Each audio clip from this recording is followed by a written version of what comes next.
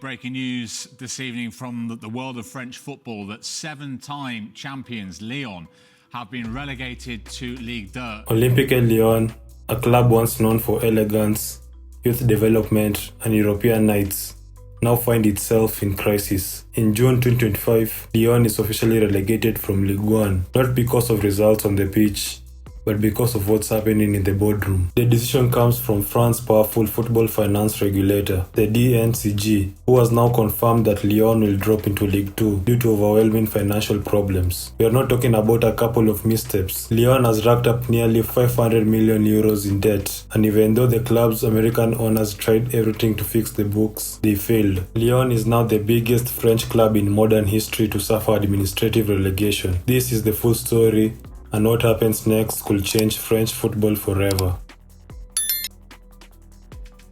It's official, Lyon will now compete in Ligue 2 for the 2025-2026 season as reported by multiple news outlets. The DNCG, France National Management Control Directorate, reveals all professional clubs' financial health. This year, Lyon, Monaco, Nantes and Paris FC were summoned. Of all clubs reviewed, only Lyon received sanctions. The DNCG ruled that Lyon's financial condition has not improved enough since their provisional relegation decision in November 2024. Despite the club's arguments and financial moves, the watchdogs determined that the risk was too high. Monaco and Nantes escaped with warnings. As for Lyon, they wasn't so lucky. At the heart of this relegation lies one brutal number: 500 million euros. That's how much Lyon reportedly owes, making them one of the most indebted clubs in Europe. This debt has been building for years.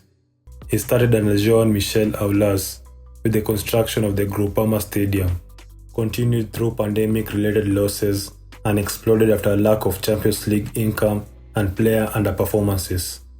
Eagle Football Group, led by American businessman John Textor, took over in 2022 with big promises. But even they couldn't control the bleeding. From loan repayments to massive wages and low transfer revenues, Lyon's financial engine has been misfiring for too long, and now the bill has come due. John Textor wasn't idle. In fact, he activated nearly every financial lever available. The Eagle Football Group sold Texas' stake in Premier League club Crystal Palace. They offloaded Lyon's iconic women's team and one of the most decorated in the world. Other assets, including property rights and future transfer revenue, were also placed on the table. Shareholders injected fresh capital, and Lyon reported that they described as major improvements in liquidity. Textor even gave a confident interview after the meeting with DNCG, saying, "We have invested new capital not only for DNCG requirements, but also for UEFA licensing.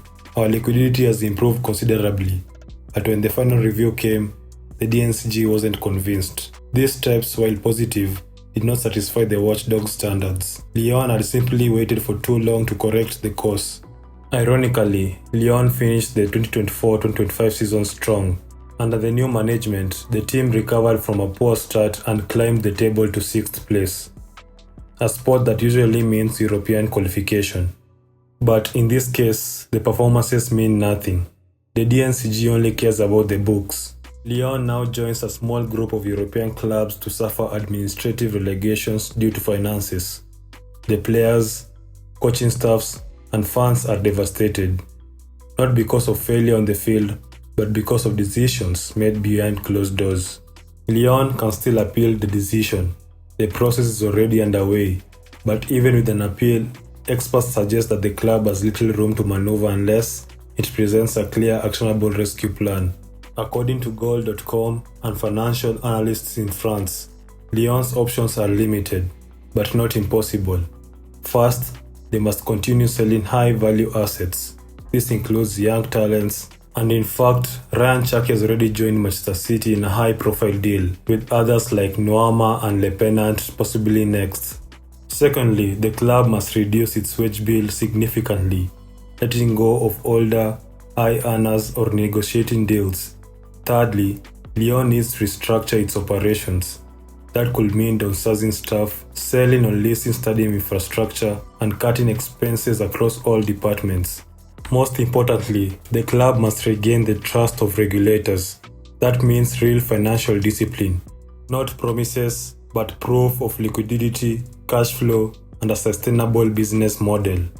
Lyon is more than just a club, it's a brand, a symbol of modern French football. But no club is too big to fall. Lyon's relegation is a wake-up call, not just for fans in France but for clubs across Europe. The age of reckless spending, speculative debt, and banking on future success is over. Lyon now has two choices: face the hard road of Ligue 2 with discipline and humility, or let the collapse continue. Either way, this moment will define the club's future. Will Lyon rise again, or are we witnessing the slow death of a once great dynasty? Let us know in the comments. Should Lyon double down and fight back, or strip it all down and start afresh? Don't forget to like, subscribe, and turn on the notifications for more in-depth football breakdowns like this one.